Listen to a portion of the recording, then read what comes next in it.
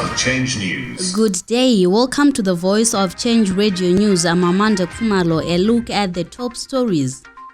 First Lady bemoans DV sexual abuse in tertiary institutions. David Whitehead Textiles reopens. In business news, MICE tourism boosts Kwekwe business. In regional and international news, the hearing impaired trained in mushroom farming in DRC. In sports, Billiat in CAF Team of the Decade. The news in detail. The resuscitation of the country's yesteryear biggest fabric producer, David Whitehead Textiles in Chegu 2 by Agro Value Chain Limited Zimbabwe, has raised the hopes of employment opportunities for youth in the town. The plant, whose revival in a $20 million facility was officially commissioned yesterday by President Mnangagwa, who was represented by Industry and Commerce Minister Dr. Sekai Nzenza, where he commended the company for spearheading investment and employment creation towards attaining Vision 2030. The president also called for other private players to emulate David Whitehead's efforts. He also launched a VC's multi-million-dollar plant that comprises a cotton ginning factory and a state-of-the-art oil extraction plant with capacity and capability to crush cotton, soybean, sunflower, and canola seeds. Speaking after the launch and public address, youth in the area expressed gratitude to President Mnangagwa, saying the Zimbabwe is open for business mantra is a game changer since it has lured investors to resuscitate the plant, and the new investments would help improve lives. David Whitehead Textiles was a major source of employment for most people in the town, and its closure over a decade ago affected most families in the town. In a related development, the president is officiating at a groundbreaking ceremony of Chivumvuma Manize Iron and Steel Processing Plant.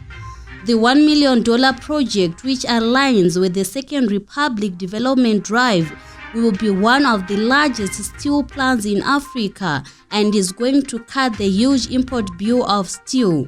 Meanwhile, President Mnangagwa has called for transparency, saying there's no room for deception, name-dropping, violence, or imposition of candidates in the ruling party ahead of ZANU-PF Central Committee elections this weekend. To fill positions in the Central Committee, which is the highest decision-making body outside Congress, President Mnangagwa says ZANU-PF will have to stick to its democratic principles, which entail free expression, identification, and selection by relevant organs of the party. The president told the session of the Politburo yesterday that relevant party departments and the National Elections Directorate must see to it that party rules and regulations are adhered to in the Central Committee elections.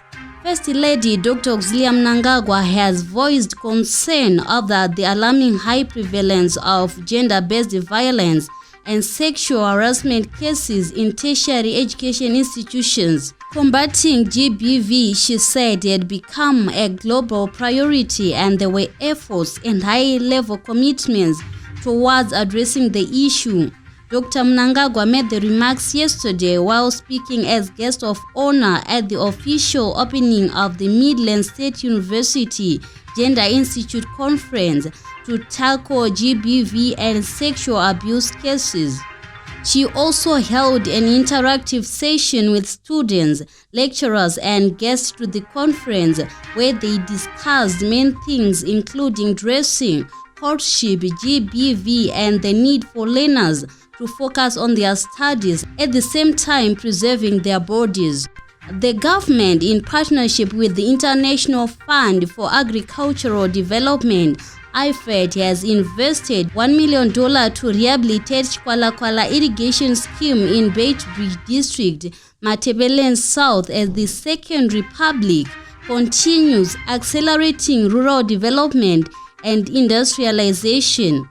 IFED is a specialized agency of the United Nations that works to improve agricultural development and livelihoods in rural areas of developing countries. The government intervened to save the irrigation project from total collapse through the Smallholder Irrigation Revitalization Program (SIRP). Under the program, the irrigation system was mechanized with solar plants, which can generate a combined 129 kilowatts of power, and 8 more boreholes were drilled. The solar plants can irrigate up to 1,000 hectares. The 65-hectare irrigation scheme has been lying idle for the past 15 years, and work to revitalize it started in 2019 and was completed last month. In business news, the mining town of Kwekwe was a hype of activity over the past weekend as it hosted a number of activities which generated a lot of business for local entrepreneurs, mainly in the tourism sector. Among the top activities was the 3-day Kwekwe Business Expo, which ran alongside with another 3-day ZESA Awareness Sports Festival at Munyati Power Station. The events drew scores of participants from across the country, whose presence left many businesses overwhelmed with demand for key services, while others ran out of stock. Zimbabwe Tourism Authority's ZTA Midlands Regional Manager was ecstatic about the developments in the meetings, incentives, conferences, and exhibition MICE Tourism. In regional and international news, in Congo-Brazzaville, the Challenge Future Foundation, headed by Congolese engineer Tsengu has just completed training a group of deaf people in mushroom production. It has provided them with a fungi culture farm to launch their business efforts and ultimately to their empowerment. The training took place at a workshop called the Scientific City of Brazzaville, where the hearing impaired were engaged in the production of mushrooms by combining wood chips, wheat bran or corn to obtain the product prized by the Congolese. And finally, in sports, Zimbabwean midfielder Billiat has been named in the Confederation of African Football Champions League Team of the Decade for the period between 2010 to 2020.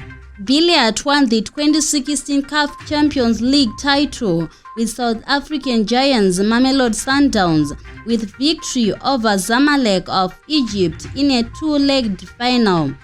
In 2021, he was in the final with Kaizer Chiefs. Chiefs lost that final 3-0 to Egyptian giants Al Ahly. The team of the decade is otherwise dominated by stars from record 10-time champions Al Ahly, with 6 of the remaining 8 players having either played for or playing for the Egyptian giants. That ends this news bulletin. Voice of Change News.